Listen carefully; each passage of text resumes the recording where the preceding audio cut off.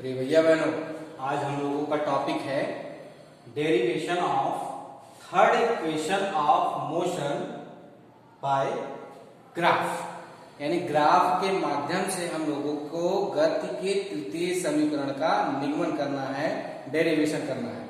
अब सबसे पहले ये बात आती है कि गति का तृतीय समीकरण है क्या, जिसको हम लोगों ने बहुत अच्छी तरीके से जान रखा है। तो वो है v² is equal to u² plus 2as। ये हमारे गति का तृतीय समीकरण है। यानी इसी को हम लोगों को डेरिवेट करना है, इसी फार्मूले को हम लोगों को ग्राफ के माध्यम से निकालना है कि किस तरीके से इस फार्मूले को हम प्रूव करेंगे। तो ग्राफ किस तरीके से बनाते हैं ये बात हम लोगों ने अच्छी तरीके से जान रखी है। सेम उसी पे काम करना शुरू करते हैं। सबसे पहले हम लोग क्या करते हैं, कोई एक्स एक्सिस लेते हैं, एक्स एक्सिस इस यहां लिखेंगे और एक vertical line Y axis, Y axis हो गया। यहां पे आपका ओरिजिन O। अब मान लेते हैं कि कोई वस्तु एक समान त्वरण से गति कर रहा है। तो अगर कोई भी वस्तु एक समान से गति से त्वरण कर रहा होता है तो उसका जो ग्राफ आता है, अगर इस पर हम टाइम ले लें, ये हो जाएगा आपका टाइम इन सेकेंड और ये आपका हो जाएगा वेलोसिटी इन मीटर पर सेकेंड, मीटर पर सेकेंड। तो ये वेलोसिटी मीटर पर सेकेंड और टाइम सेकेंड में। तो ये ग्राफ जो है ये वेलोसिटी टाइम ग्राफ हो गया। और वेलोसिटी टाइम ग्राफ होने की वजह से अब इस पे जो भी कर्व ड्रा होगी वो एक्सेलरेशन शो करेगी। और हमने मान लिया, ये अज्यूम करना है अपने आप से कि मैंने माना कि कोई वस्तु एक समान त्वरण से यूनिफॉर्म एक्सेलरेशन से मोशन कर रहा है, गति कर रहा है। तो उसके द्वारा वेलोसिटी टाइम ग्राफ पे जो कर्व क्रिएट होगी, बनेगी, वो एक सीधी स्ट्रेट लाइन होगी, वो भी 45 डिग्री के एंगल पर झुकी हुई। यानी अगर इस तरीके का ग्राफ मिलता है तो हम ये भी कह सकते हैं कि ये एक समान त्वरण से गति कर रहा है। ये बात आप लोगों ने बहुत अच्छी तरीके से जान रखी है। तो अब इसी पे काम करते हैं। मान लेते हैं वही सेम कि कोई एक पॉइंट है जहां पे उस बस जब वो एक पॉइंट पे एक्सेलरेशन उसका होता है तो उसके द्वारा जो टाइम लिया जा रहा होता है वो होता है t1। तो इस यहाँ पे मान लिया इसने द्वारा लिया गया समय क्या है, t1। और t1 समय अंतराल बाद 0 से जब t1 तक जाता है और एक एक्सेलरेशन को फाइंड करता है तो उस समय उसकी वेलोसिटी मान लेते हैं कुछ होती है, वो उसकी इनिशियल वेलोसिटी होती है और उसको हमने मान लिया u। आफ्टर सम टाइम वस्तु बॉडी जो भी थी वो एक्सेलरेट होती गई, वो कुछ समय बाद बी पॉइंट पर पहुंच जाती है। और जब वो बी पॉइंट पर पहुंचती है तो उस समय उसके द्वारा कुछ समय लिया जो गया होता है वो हो जाता है t2, वो हो जाता है आपका t2। और उस समय उस एक्सेलरेशन पे इसका त्वरण हो जाता है, बी पर इसका त्वरण हो जाता है, यहाँ पे बी पे जैसे पहुंचता है ये यहाँ पे इसका त्वरण बी पॉइंट पे उसका त्वरण बी, यानी यहाँ पे जो भी कुछ होगा त्वरण, जब ये बी पर ये पहुंचता है उस समय उसकी वेलोसिटी क्या हो जाती है, फाइनल वेलोसिटी हो जाती है v। इसी बात को अब पुनः यहाँ पे ये हम लोगों की एज्यूम करने की चीजें, इसको रिटर्न में लिखेंगे भी कि माना कोई वस्तु एक समान त्वरण से गति कर रही है तो उस समय जिसका ए पॉइंट पर उसका प्रारंभिक वेग u होता है जिसके तथा उसके द्वारा दिया गया समय t1 होता है। कुछ समय पश्चात मतलब ये समय, ये t2 minus t1, t2 minus t1 that is equal to t। यानी इसके और इसके बीच का जो समय आ रहा है वो t आ रहा है। तो t समय पश्चात वो b पॉइंट पर पहुंचता है और b पॉइंट पर उसके द्वारा लिया गया समय, कुल समय कितना होता है t2।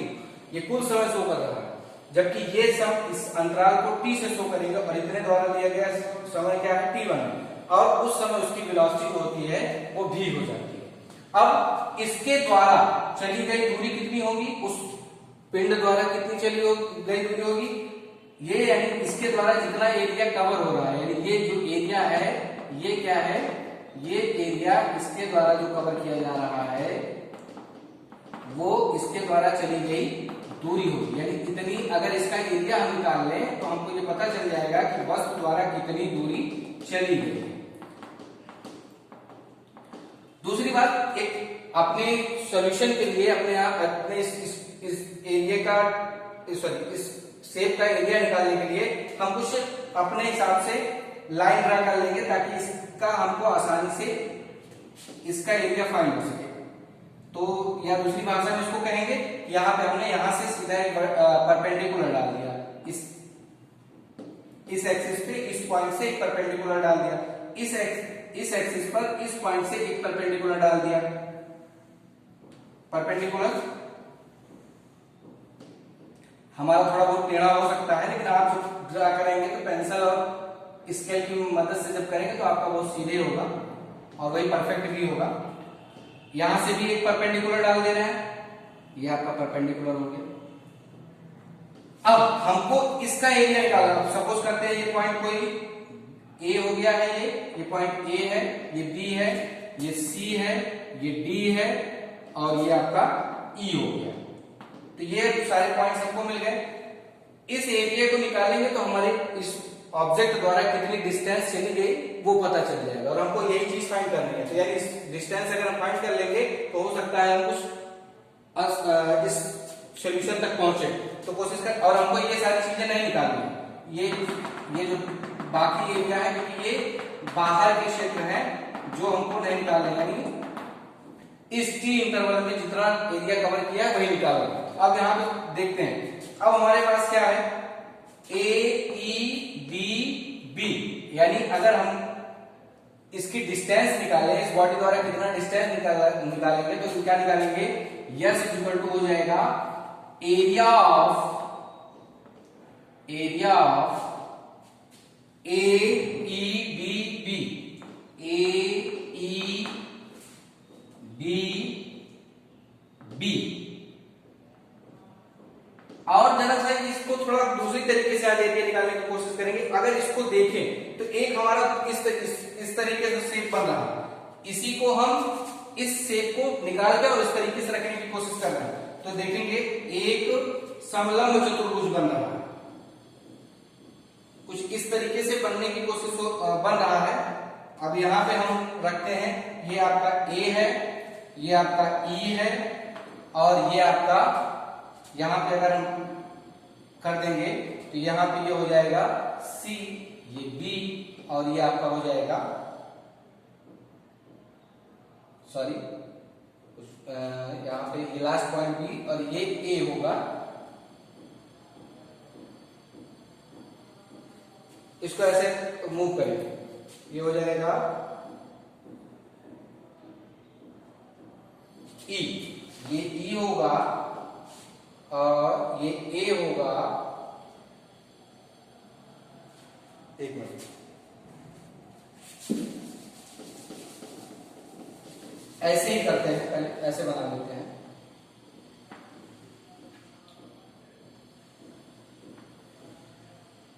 ये आपका ए ई डी, यहां पे सी छूट रहा था, हाँ सी छूट रहा था तो ये हो जाएगा बी। अब इसी चीज को अगर पुनः दूसरी तरीके से करेंगे तो ये हो जाएगा, हम आपको इसलिए इसको समझा दे रहे हैं या इसको इस तरीके से करने की कोशिश कर रहे हैं क्योंकि आप ज्यादातर जब भी समलंब चतुर्भुज का क्षेत्रफल निकालते हैं तो आपको इसी तरीके की शेप मिलता है कि आप क्या करते हैं, ये समांतर भुजाओं की लंबाई का योग कर लेते हैं और गुणे 1/2 करके ऊंचाई निकालते हैं। यानी जब भी इसका एरिया निकालते हैं समलंब चतुर्भुज का तो आप जानते हैं क्या होता है, दोनों समांतर भुजाओं की लंबाइयों का योग, यानी समांतर भुजाएं यही तो है, ये समांतर भुजाएं, यही चीज दिखाने की मैं कोशिश कर रहा था। इन दोनों भुजाओं का योग गुणे 1/2 प्लस एक, इनको योग करेंगे और 1/2 करके इसकी ऊंचाई से हाइट से मल्टीप्लाई कर देते हैं। तो इसका क्या हो जाएगा, इसी पॉइंट्स को हमको रखना, तो यहाँ पे हो जाएगा एरिया ऑफ, यहाँ पे समझेंगे एरिया कैसे निकालेंगे, इसका फार्मूला होता है ये भुजा इस ये प्लस ये, दोनों समांतर भुजाएं क्या होंगी, A E plus C D B plus D B multiply by 1/2 और हाइट कितनी होगी ए सी। ये समलंब चतुर्भुज का क्षेत्रफल होता है। कई बार आप लोगों ने इस तरीके के क्वेश्चन को भी बहुत बार सॉल्व किया है। अब यहां पे देखेंगे ए किसके बराबर है 0 to u, यानी ये डिस्टेंस जब भी हम निकालेंगे यहां से यहां तक क्या है u, ये डिस्टेंस आपकी u शो कर रही है और ये डिस्टेंस v शो कर रही है। यहां से लेके यहां तक क्या है v है और यहां से लेके यहां तक क्या है v माइनस u है। इसी पॉइंट्स को हमको रखने हैं। अब ये जरा देखेंगे ए क्या है CD के बराबर है और CD किसके बराबर है U। बहुत ध्यान से इसको देखेंगे तो ये हो जाएगा S is equal to U plus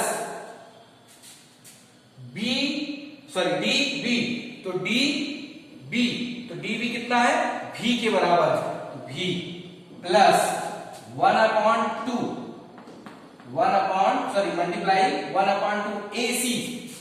AC equal to ED और ये किसके बराबर है T2 माइनस T1 के, that is equal to T। तो यहां पे हम क्या लिख सकते हैं T।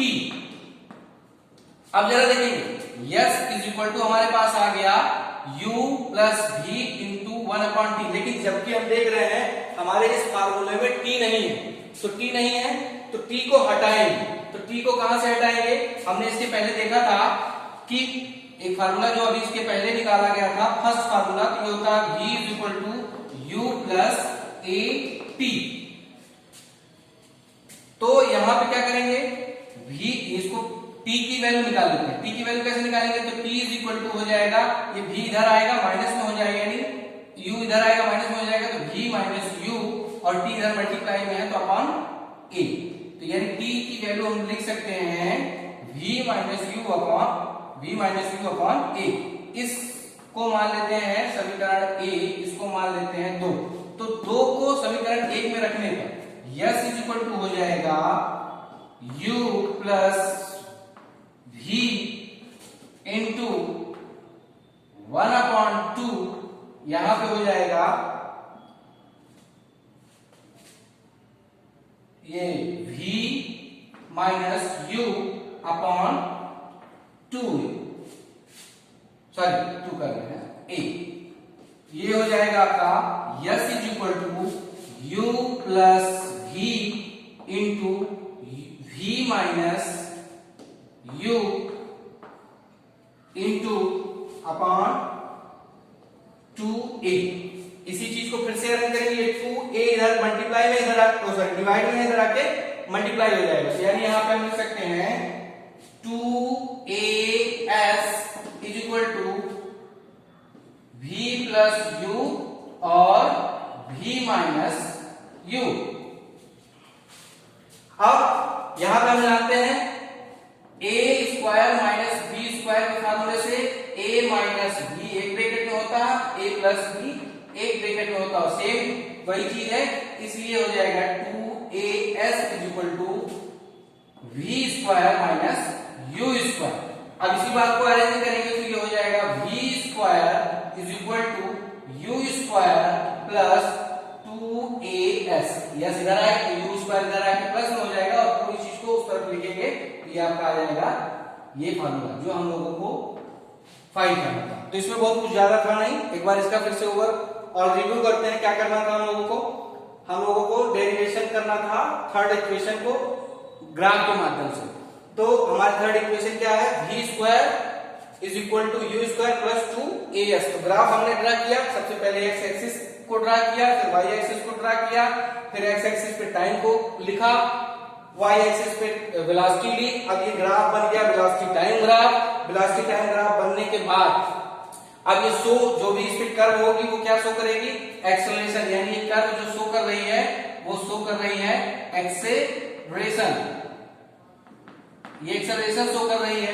अब और भी हमने मान लिया कि वो जो एक्सेलरेशन है वो यूनिफॉर्म है, तो यूनिफॉर्म होने के वजह से ये हमेशा स्ट्रेट लाइन शो करेगी, और स्ट्रेट लाइन पे हमने कोई पॉइंट मान लिया ए, माना ए पॉइंट पर उसके द्वारा लिया गया समय t1 था और उस समय उसकी वेलोसिटी u थी, और आफ्टर सम टाइम कुछ समय बाद जो कि उसके द्वारा लिया गया कुल समय हो जाता है t2, और उस समय उसकी वेलोसिटी क्या हो जाती है, जब वो पॉइंट उसका एक्सेलरेशन v पे पहुंचता है तो उसके द्वारा फाइनल वेलोसिटी क्या हो जाती है v। अब हमारे पास क्या होता है, अब उसके द्वारा कुल चली गई दूरी कैसे निकालेंगे, तो इस ग्राफ द्वारा इसके बीच में चली गई दूरी तब निकल सकती है जब इसका हम एरिया फाइंड करते हैं। तो एरिया क्या होगा, एरिया ऑफ AEDB, और ये एक तरीके से आप देखेंगे तो ये समलंब चतुर्भुज बन रहा है। तो समलंब चतुर्भुज का क्षेत्रफल क्या होता है, समांतर भुजाओं की लंबाई का योग गुणे